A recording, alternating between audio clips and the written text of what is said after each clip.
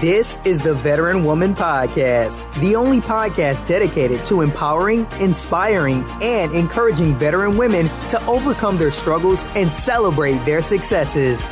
Now, here's your host, the one and only Airial Renaud. Hello, everyone. Welcome to another episode of the Veteran Woman Podcast. I am your host, Airial Renaud. And today I have Duanes France on the line. Welcome, Duane. How are you? I'm doing well, Airial. Thank you. Tell us about yourself. Yeah, so I am a combat veteran, retired from the Army in 2014 after 22 years. Served one tour in Iraq, 2 in Afghanistan, a little bit of North Africa at the end of my career, Bosnia way back in the day in the last century. Since I retired, I've been working as a clinical mental health counselor and veteran advocate, working exclusively with veterans and their spouses in the mental health space. I do a lot with nonprofits. I've worked with homeless veterans and justice-involved veterans since I've gotten out. So what made you get into that? It's a great question. I wasn't a therapist. I wasn't in mental health when I was in the Army. I was a truck driver. So basically, wow, I was a truck driver. Well, a little bit. You know, you have a lot of free time on your hands when you're driving from one place to another, so you get to think a lot. But no, it was something that not only did I experience, the challenges, I guess, with veteran mental health with my veterans or with my soldiers. But I'm also the child of a veteran. So my dad was in Vietnam, as well as 3 of my uncles. So I sort of grew up seeing what combat could do and did do to families, to individuals. My dad and all 3 of my uncles had sort of a different reaction to their experience. All 4 of them had different experiences in Vietnam. And so then I had joined my younger brother, also enlisted. He and my deployments actually overlapped. We were in Afghanistan at the same time. And so really the military was a family kind of thing. But as I was getting ready to think about what I was going to do after I left the service, I had spent 15 months in Iraq, and I had kind of, while I was still there, I started doing some early school stuff, some of my associate's degree. And I thought I was going to be a history teacher or maybe one of those old, those teachers you could kind of just derail by, getting their war stories, and you wouldn't have to do any homework. Yeah. I just sort of envisioned myself doing that. And actually during our reintegration, I've had a series of really great mentors, and one of mine, Cheryl McClendon, who's no longer with us, but at that time she had stood up and was given our company sort of a reintegration brief, and just off the cuff, she said, "Hey, if any of you are interested in mental health, or if any of you are interested in psychology, you should really look at the mental health field, because there are not enough combat veterans who are also clinical mental health counselors." And at that moment, it just really kind of the thought dropped into my head. About the same time, in Colorado Springs, they had just started a veterans court, and these are veterans who become involved in the criminal justice system, and then they're essentially ordered to treatment, maybe that they should have had before things happen. And at the same time, I saw that, and I'm like, those veterans, men and women, are going to need somebody who understands a little bit more about what they went through. So it just kind of started from there. That was in 2008, and I just kind of continued along with the path, and everything worked out exactly the way it's supposed to, the way that God wanted it, sort of right on down the line. And sooner or later, I ended up sitting in front of a veteran as a therapist. Wow. And that is needed, because it's so easy for us to try to help other people, but it's different when you know what someone has gone through, or when you have a better grasp of what someone has gone through. And being a veteran, being in the military, it's a whole other culture that, people just don't understand. So it's good that you're able to bring it from an understanding point and able to help other veterans as well. Thank you for that. No, I appreciate it. And you're absolutely right. It is another culture. By everything that makes a culture a definition, We have our own ways of thinking, our own language. We all speak acronym, right? We have different, ways of dress, different norms, different ways of passing down history. And so everything, if we look up what a definition of a culture is, the military is a separate culture. I often talk about it. If I went to go live in England for 22 years, I speak the same language, but then I would come back here and try to live in Colorado, or I try to live in sort of American society, and it's a totally different way, a different concept. I've written about this before. Is we look through life with a different filter. Veterans look through a different filter. I was at a conference in Chicago that I spoke at last year, and came back, was on my way back, and had a rideshare taxi. The driver was there and a couple people in the back seat, and they were having their conversation. And I look over to my right and I see this huge plume of black smoke, right? And I think, of course, my first thought that comes to my mind is a controlled det, right? A controlled detonation in which, they would blow up a cache of weapons or munitions. And then I realized nobody else in the car would have that thought. Nobody else in the vehicle would have experienced that, because none of them were veterans, right? All they see is, a puff of smoke. What is that? Curious. But veterans would see that and see something totally different. And then they would come back to sort of regular society. And it's different lenses that we look through. And it's challenging to be able, for a lot of veterans, to be able to explain that and even realize that that's the case. Definitely. So how do you explain, I call it a culture shock when we transition out of the military. So how do you explain that culture shock and how to adapt and how to thrive in civilian life and not just survive?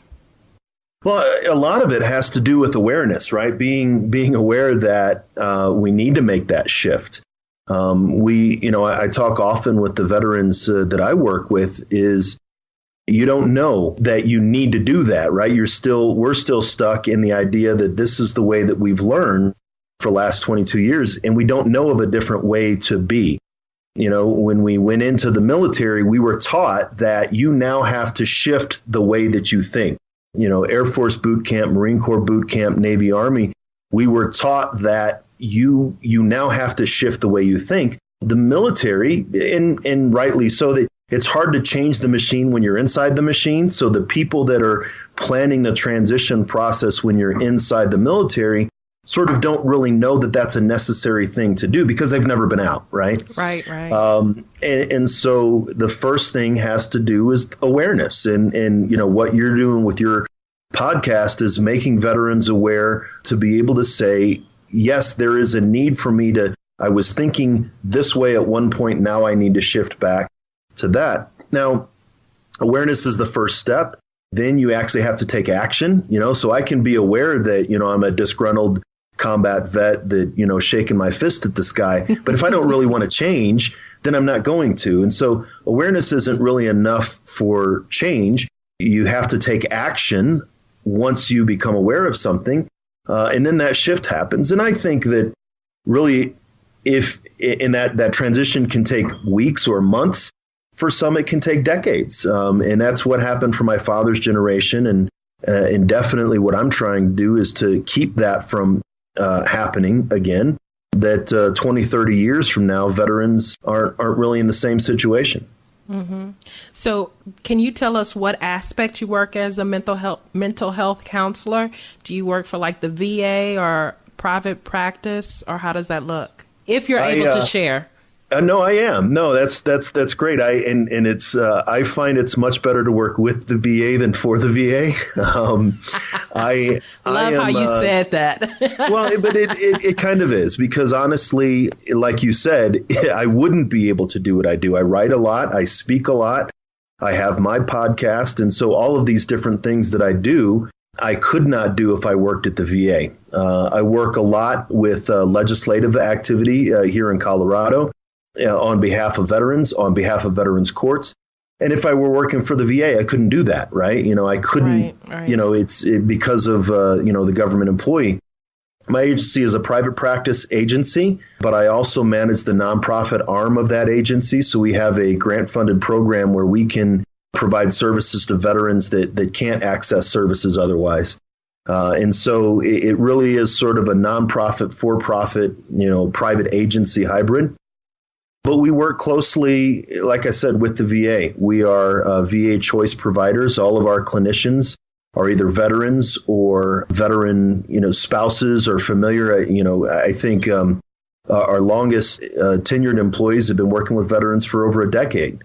And so, it's you don't have to work for the VA to do veteran mental health. Right. But I just wondered, like, what aspect and how that looked, because I'm always big on knowing where to find resources, especially like you mentioned something. You work with veterans who may not otherwise be able to get services. And one of the things for me is, what about those who have been dishonorably discharged or other than honorably? Yep. How do they get services? Because they served. And, my thing is, what if the way that they were discharged was because of something that they hadn't dealt with during their military service? So maybe they got discharged because of drinking or drugs. Could they have possibly been self-medicating because they were suffering from PTSD or whatever, and they just didn't know or wasn't able to get help elsewhere? So. Yeah, absolutely. And that's really the genesis of my our nonprofit. And it's something that's happening both on a national level with some national organizations, and a lot of us on local levels are doing it here as well. When I first started working for the Veterans Court, and this was now 2014, January 2014, the reason why my agency was involved with the Veterans Court is because here in Colorado Springs, we have 5 military installations. So the Air Force Academy, Fort Carson, Peterson, and a couple smaller Air Force stations. And sometimes there were active duty soldiers that were in the Veterans Court. And so they weren't eligible for services at the VA. But also we did have a number of veterans with other non-honorable discharges. In the 3 years, going on 4 years that I've been working, I've only seen a couple of bad conduct discharges, and I've never seen a dishonorable discharge veteran. But that's exactly it, is there are reasons why the reasons for poor behavior in 2017 are not the same reasons for poor behavior in 1997. There is an understanding that there are situational and systematic reasons for these behaviors. So my agency started doing that for the Veterans Court, and we were providing services for veterans that couldn't get services elsewhere. And primarily that did mean active duty soldiers that honestly we needed to be able to have some type of support and communication back to the court system, but also other than honorable discharges. And a lot of times, and you know this, it was just a choice in that service member's chain of command whether they got a general under honorable or other than honorable discharge. I've seen a situation where a husband and a wife that both of them got discharged for substance use. He first started it, and then, of course, she fell in with him on it. But his chain of command gave him the thumbs up, and he got a general under honorable conditions. Her chain of command, a different unit, gave her the thumbs down, and she got an other than honorable discharge. And it was really, and it's almost that arbitrary. And once we were able to get connected with that veteran and get her into the services she needed, everything really turned around. And so there is a gap. There is the gap like that, but there's also the gap of just frequency of service, or how soon a veteran can get in to see services either at the VA. So, when we were on active duty, there were, programs like Military One Source where they could go to a civilian and get 8, 10, 12 sessions, sort of outside the military mental health. And that was really important for a lot of active duty service members. To be honest, my wife and I, both after my Iraq and Afghanistan deployments, we had to go see a marriage counselor for a tune-up ourselves because things change, and we use Military One Source. The problem is there is nothing like that for veterans. There is no resource where they can access that is supported for that. And so that was really how we developed my agency. And there's a couple of other agencies in some of the other towns. We're trying to do it on a local level. But also the other piece of it is to be able to help veterans understand, connect with culturally competent counselors, what we call it, is in in mental health is that any population that I'm working with, I need to be aware of the cultural nuances that population may have. And it's on me to learn what that population is. And so for me, making sure that a veteran got culturally competent care, that clinicians are able to understand what, aspects of veteran mental health are unique to veterans. So that's really how we built this program, is to give access to those veterans, because a veteran really doesn't need a reason to avoid mental health counseling. Any reason is a good reason. And so any barrier is almost insurmountable. Right. Okay. So now you said you're in Colorado. So I hope you know my next question, right? Are we about to talk about medicinal marijuana? Yes. Oh, okay. So from a mental health standpoint, and you're a veteran, and you're in Colorado, what have you seen, or what are your thoughts on medicinal marijuana for PTSD and just helping mental health for veterans? So I am not a fan of any external artificial thing that changes the way we think or feel. And I recognize that there are some psychological conditions that require medication. True bipolar disorder, for example, is a chemical imbalance that can only be controlled by medication. No amount of therapy will touch schizophrenia, right? So there are different types of mental health conditions that do require medication. Mm-hmm. There have been studies, and there's studies from both sides. There have been studies that prolonged cannabis use will reduce the prefrontal lobe, the volume of the prefrontal lobe, so that front part of our brain that we use to kind of control the emotional part. Sustained heavy use does actually reduce the volume there, which is sort of the thing that we need to control our emotions. And so that may not be beneficial. The challenge with medical marijuana is that in some instances it's good. And there's an aspect of marijuana, the cannabinoids, which is a lesser, smaller part of it's the non-hallucinogenic part. So it's not the THC. And so cannabinoids have been shown to be very beneficial. Unfortunately, it comes along with the THC side, which is what some studies have seen sort of reduce that. The other piece is I see veterans using that just like they'll use anything else. There's a lot of pain, and so it does address pain. And chronic pain is a physical aspect, but it also has a neurological aspect when the pain receptors of our brain are sort of turned on constantly. But it also helps reduce anxiety. A lot of veterans, though, that I talk to says it just kind of pushes the anxiety out of the way.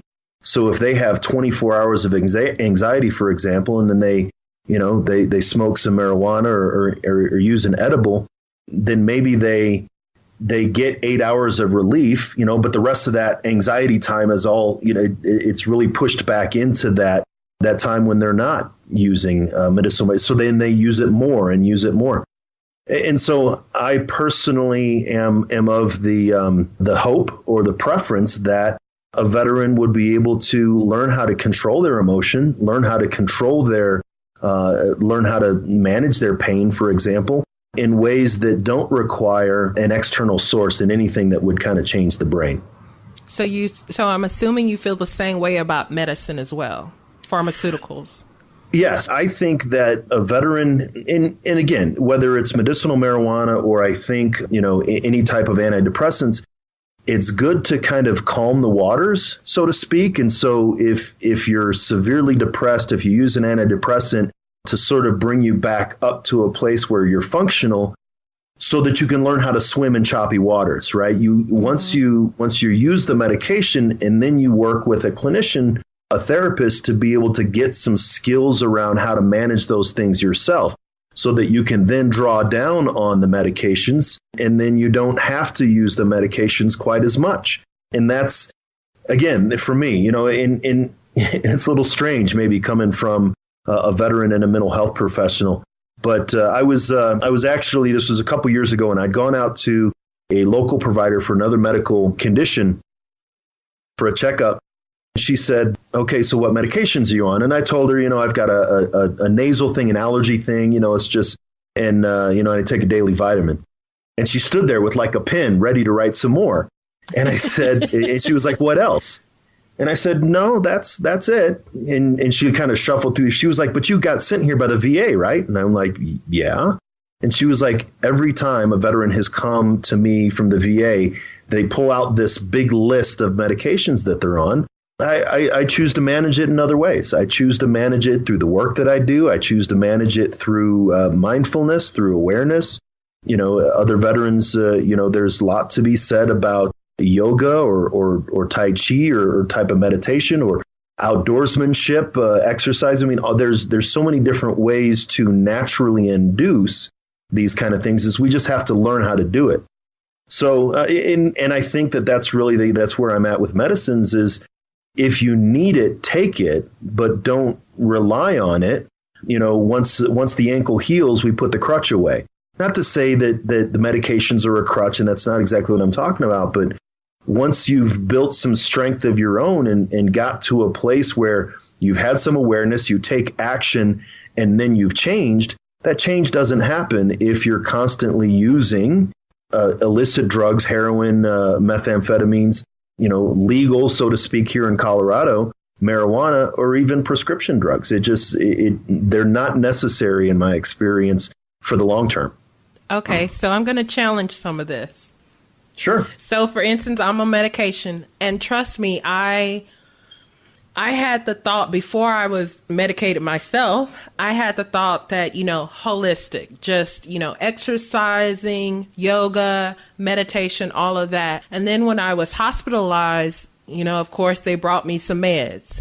And that was my first experience with an antidepressant. Mm-hmm. So now I've been on antidepressants, anti-anxiety, all that stuff for about 3 or 4 years.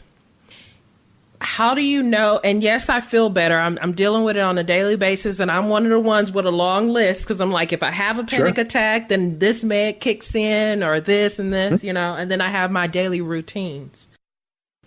So how does a vet know how to balance that out to wean off of those meds? Because I know it's not recommended to just stop medication on your own. Yes, absolutely. But how do you know when you're able to wean off of the meds, and that, like, the yoga is working, the meditation is working, that kind of thing? Well, how do we know when we were able to sort of live on our own as an adult when mom and dad weren't around, right? And that's sort of the, until you kind of, my daughter is a senior in high school and she's going to college next year. And as soon as she figures out she has to pay for her own phone bill, I think is when she'll figure that out. Maybe sooner for me than my wife, but that's the thing is really it's getting out and trying that. It's working in collaboration with whoever your med provider is, and say, you know what, I've done this. I'd like to see what it looks like. You're absolutely right. Many of these medications are not ones that you just need to, hey, Duane said I should just flush him down the toilet. No, that is absolutely not, because that can be very dangerous to the point of suicidality for a lot of these medications, is that someone who is not typically in that space, it could induce suicidal thoughts and behaviors, which again brings its own stigma and its own concerns. Mm-hmm. And so working with your provider to be your own advocate. We're no longer in the military. We don't have to do what the person with a college degree says we need to do. We can't. That is so hard to grasp. It's like, exactly. Oh my gosh, I can say no. I can advocate for myself. I have choices. That is just like such a foreign concept. And that's sort of the awareness piece, right? We're not aware that that's the case of the fact that, because especially when we're enlisted soldiers, people with degrees are the people that were in charge of us. And so, we kind of, and it wasn't really, directly that way, but sort of it kind of was. And so I see veterans, they'll go to their meds. They said, oh, they put me on this other medication. Well, do you want to do it? Well, not really. Then tell them that I would prefer not to do this kind of thing. And I've had some veterans that say, you know what, let me try the lowest dose that I can before I start feeling a little bit, and then kind of just stay there on that maintenance piece. And I've had veterans, and I've talked about that. If you feel as though, you want to, kind of continue, or you want to take it off, do it very carefully and do it with the doctor kind of in your corner. But at the same time, build the skills up so that once you leave boot camp, the drill sergeant's not there telling you what you need to do. And it's that same thing is, how do we know when we transition and we're quote unquote a civilian? I personally don't believe we'll ever be civilians, but we're also never going to be service members anymore. So how do we know when we've made that transition? It's a matter of getting out and trying it. What I was talking about before is that awareness, action, and change that really doesn't happen if the medications have this external sort of change thrust upon us. And so I tell veterans, you're the expert on you. I'm not the expert on you. I may have the experiences that I have and sort of the clinical training and the theoretical background, but you're the you, and I'm not the you. And so it's what you're ready to do and not ready to do. I love it. Oh my goodness, this has been such a great interview. And I'm glad you're able to come from the veteran perspective, the mental health perspective, and even challenge some of the, the mainstream thoughts as well. Well, yeah. So another thing I want to ask, what therapies have you seen work real well with dealing with PTSD? For instance, I've heard about EMDR. Yes. I've experienced CBT. Yes. Which after a while I got tired of. I felt like I was having emotional hangovers whenever I went to therapy. But in my area, that's pretty much the main thing, if not the only thing that they offered. So can you tell us about some other therapies or explain more about EMDR? Yes, and I can explain a little bit about EMDR, but even that is, are we asking the right question? Is it PTSD that we're actually dealing with? This is what I talk about a lot with clinicians and even veterans is everybody thinks that PTSD is the end all be all, that is the primary issue, that maybe 80%. It doesn't have that big of a prevalence rate. With veterans who have trauma, it's about 1 in 5. And so 20%, I think, is really the highest end. And a lot of what we call PTSD is actually something else. So first for PTSD, eye movement desensitization and reprocessing. That's a way for sort of movements, and there's different ways that they can do it. It's with lights, but it's to help the brain neurologically reprocess some of these traumatic memories. EMDR works very, very well if we're dealing with PTSD specifically. And post-traumatic stress disorder has a very limited set of symptoms or very restricted set of symptoms and a very specific trigger. It has to require that veteran be, experience a traumatic event, potential loss of life, limb, eyesight, or sexual assault. And so there are things that veterans deal with that don't have anything to do with PTSD, and EMDR doesn't work as well for those things. For example, traumatic brain injury and EMDR overlap quite closely. There are some symptoms of TBI that PTSD doesn't have.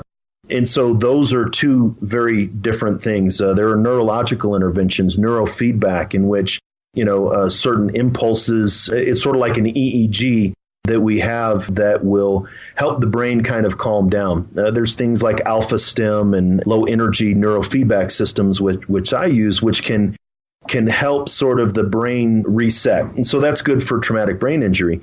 Now, if a veteran is primarily has challenge with substance abuse, EMDR is not going to solve substance abuse. That's a totally different therapeutic intervention.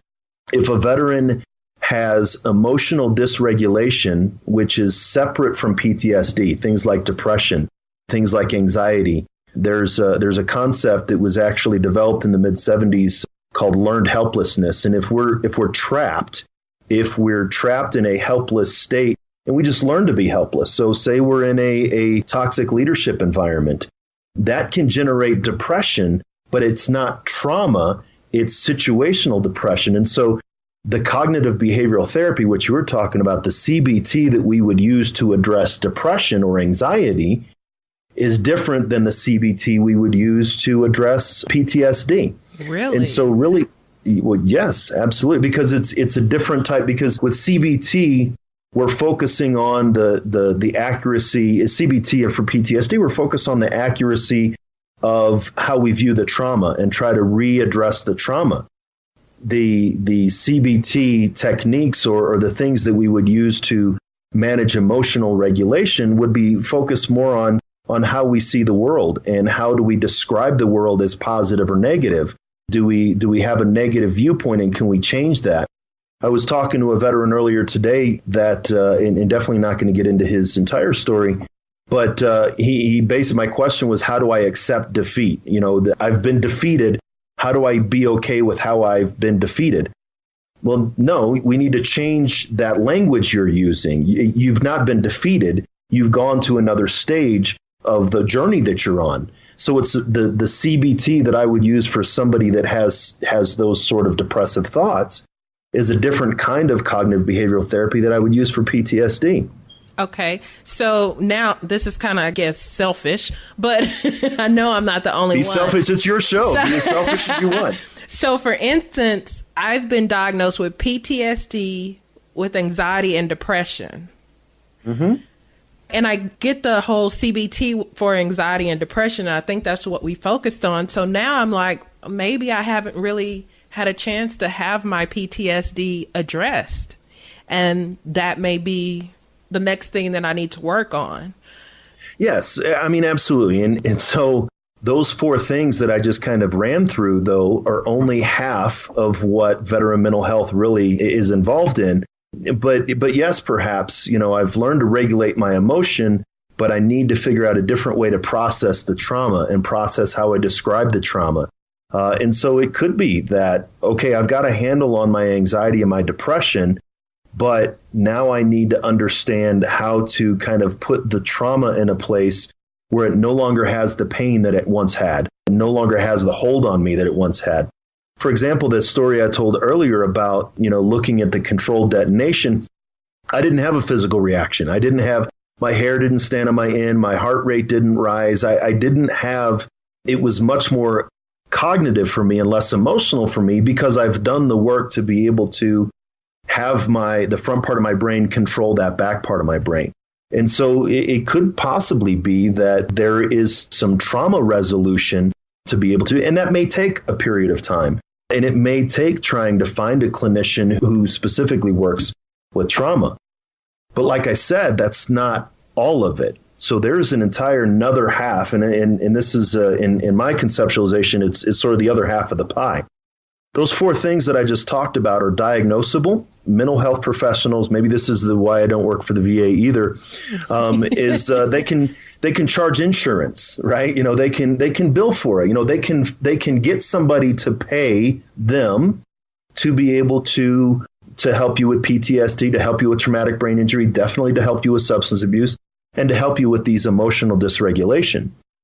So the other half of the pie, we talk about survivor's guilt, and we talk about shame and these things that happen that maybe we prevented or couldn't prevent. There's another aspect of veteran mental health that's emerged. It's called moral injury. Have you heard of it? No. Tell me more. So if PTSD can be considered an injury of the behavior, right? We acted one way, something happened to us, and now our behavior has changed. It's definitely much more complicated than that, but it's sort of like the full moon makes me act a certain way, or these loud noises, this happens, and so the bell rings and the dog salivates. And so it's an automatic response to something that reminds us of trauma or avoidance of the memory of that trauma. So PTSD is an injury of the behavior, where traumatic brain injury is a physical injury of the brain. Just like I bruise my fist, I bruise my brain. Just like I burst blood vessels in my bicep, I burst blood vessels, or synapses in my brain. Again, much more technical than that. But moral injury is considered an injury of the soul. And so it's the way that we believe things are right and wrong with the world and how they've been changed. And so this can happen on big levels. Obviously, we've seen a lot of the atrocities that happen. Think back to Abu Ghraib, what they did with the prisoners there. or even back to Vietnam, the My Lai massacres. And so these seemingly normal individuals conduct these heinous acts that everybody's like, oh my God, I could never see how somebody could get there. That's someone whose moral belief about right and wrong has been shifted by their experiences. But it can also happen on smaller levels too. There were no stop signs in Afghanistan, or speed limits, or one-way street was whichever way I was going at the time. Mm-hmm. And so if a young airman or Marine or soldier learns that I can get somebody to do something by pointing a weapon at them, and now all of a sudden that's a way for me to negotiate in the world, now I have to come back to the U.S. and I have to go the speed limit, stop signs, and sit behind the little old lady in the checkout counter writing the check. And so there's our beliefs about what's right and wrong can be shifted. And that's much more moral injury than it is post-traumatic stress disorder. And so that's where the shame that we may feel or the guilt that we may feel over the loss of or something we did or something we didn't do, that's a different type of challenge that a veteran may be experiencing. So that's one aspect. Another aspect, which is significant, and I've heard you talk about it, I think, on some of your shows, is the lack of purpose and meaning that we have when we leave the military. The fascination that we have with death or our own mortality, that's what do I do with my life? How do I make my life important?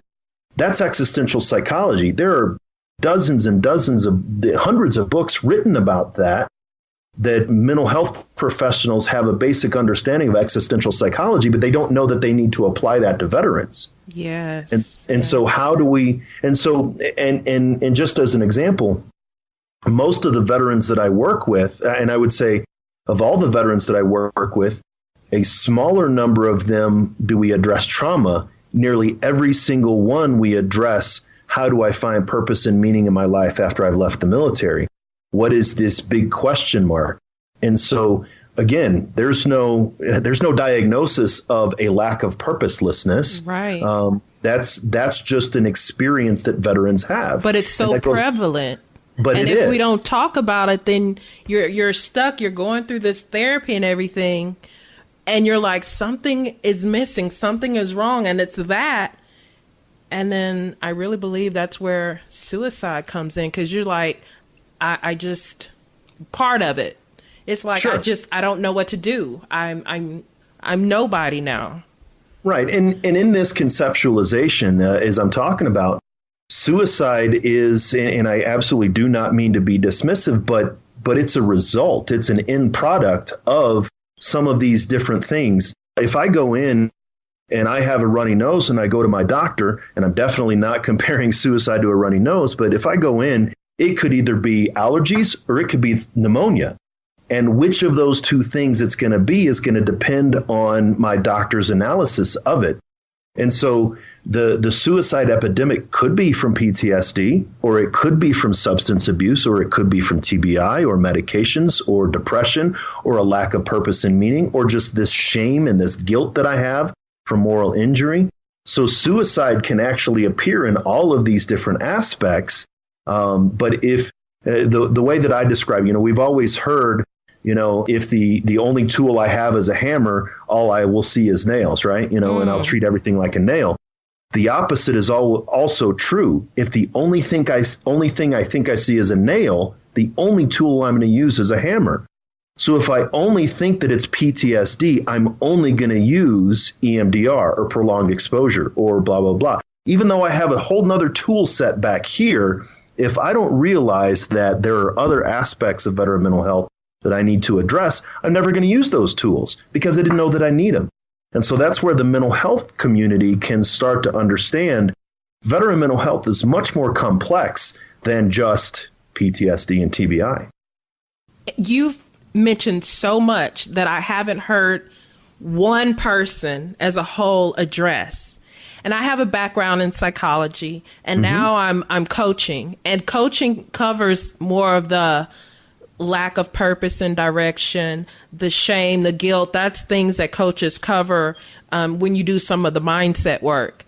Sure. But hearing you look at it as a comprehensive thing, like I'm like, where are more of you at?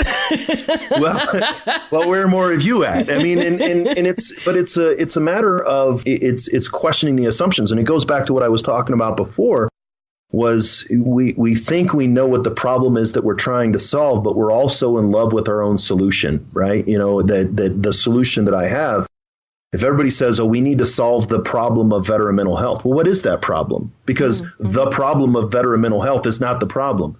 That's just a statement that we have. And so we really need to question the assumptions of what is it that we're really trying to solve.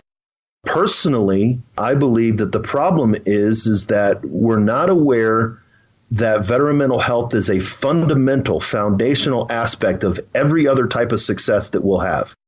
I have had a very blessed and amazing transition. I've been out of the Army for less than 3 years, and I've been successful, you know, whatever that looks like. And not to say that I haven't struggled some, but the cracks in my foundation, so to speak, are not as prevalent as the cracks in another veteran's foundation who may be struggling with that. And so, you know, if the house of the veteran is everything that we're trying to work towards, the foundation is their mental health. And if the crack in their foundation includes PTSD and substance abuse and TBI and lack of purpose and meaning and moral injury and emotional dysregulation and a couple other things I haven't even mentioned yet, if their cracks in their foundation are these, then the foundation is shaky and the house is not going to be as stable as it possibly could be. And so veterans, and many people think that, well, I can just deal with this on my own, right? You know, I could just go to Google is going to tell me how to deal with, you know, my mental health. Whereas if you have a plumbing leak in your basement, you're not going to Google to say, how am I going to solve this plumbing leak? Or literally to carry the metaphor, if I have cracks in my foundation, I'm just not going to put silly putty on it and call it good. I'm going to call somebody who knows how to help repair those cracks in the foundation so that my house can continue to improve and stand. And that's where we as a mental health community haven't done a very good job at getting this information out. Wow. So I know you mentioned that you have your own podcast. So what do you talk about in your podcast? And what is the name of it? So we're actually doing something pretty interesting. My show is a show, it's called the Change Your POV Podcast Network. And it's actually a network of shows. So just like you would have ABC, NBC that has its own network, and you would have shows on that. So I have a show that's released every Tuesday, and it's called Headspace and Timing. And headspace and timing refers to, especially if you've been in the military, you know, the headspace and timing with your 50 cal. The 50 caliber machine gun, all services use it. It's a beast, right? You can knock it in the dirt and it's great if its headspace and timing is set correctly. Veterans can be the same way. You can knock us in the dirt. You can knock us down. We're indestructible. But if our headspace and timing is not set correctly, then we're not as functional as we could possibly be. And so on my podcast, that's what I talk about, is helping break down the stigma of veteran mental health. I talk to other mental health professionals, both civilians and other military service members who are mental health professionals like myself, and also to veterans who have experienced some different challenges of veteran mental health and how they've overcome it. And one of the things we're starting to see is a veteran won't go seek help. They won't go reach help unless they get permission to do so from another veteran, right? You know, like wow. If my, and not permission, like, you know, you have to do it, but like, you know, somebody else saying it's okay. I've gone through it. It helped. Yeah. Go see it. Go see somebody. And we know that, you know, I'm not going to jump off this bridge until I see my buddy jump off this bridge too. I mean, we do that with stupid stuff, right? You know, I'm not going to, oh, you're going to chug that. Oh, I'll chug two of it. Right. And so there is that sort of belief that it's supportive from each other. But until someone else gives us, quote unquote, permission or tells us that it's okay, you know, that what we're experiencing isn't bad, it's not wrong, it's not shameful. It's a reaction. It's a normal reaction. It's not a beneficial reaction, but it can be normal. And it's really okay to reach out and talk to somebody. And so that's what we're trying to do, is essentially point back to, you know, the VA is not the evil empire, right? I know a lot of really great clinicians. I have some immense respect for my colleagues that work in the VA. They're just overwhelmed. You know, the need is so great. And so that's really what the podcast is about. demystifying a lot of these questions about veteran mental health and helping veterans understand that there's a different way of looking at it. And how do we get in touch with you? The best way to do that is on my blog, veteranmentalhealth.com. Pretty easy to remember. Both the blog and the podcast are there. I'm on LinkedIn and Twitter. I'm a pretty big guy, both in real life and on the internet. So it pretty much, you Google my name, spell it the right way, Duane, and then you'll be able to find me. Thank you so much for shedding light on veteran mental health and the different treatments available, and just some topics that are not talked about normally, and just other ways to look at it are broadening the horizon, like you mentioned, shamed and guilt and everything. And that is very, very important. And as I said, we don't hear people talk about that enough, because that is in there. Yeah, and I had a mentor on one of my podcasts. I had him on as a guest, and he had said that if we don't talk about these things, it's like not talking about teen pregnancy and just hoping that we're not going to have grandkids too early, right? We have to talk about these things, because if we don't, then they're going to continue to be secrets, and that's not how things are going to change. Exactly. Thank you so much, Duane. Keep in touch. I will be listening to your podcast. Keep listening to the Veteran Woman Podcast. And let me know any way we can collaborate and work together to change the world of veteran mental health. Absolutely. I appreciate it. Thank you, Airial. Thank you. You've been listening to the Veteran Woman Podcast. If you want to connect with Airial and let her know what you thought of today's show, be sure to head over to www.theveteranwoman.com and follow her on Facebook, Instagram, and Twitter @The Veteran Woman.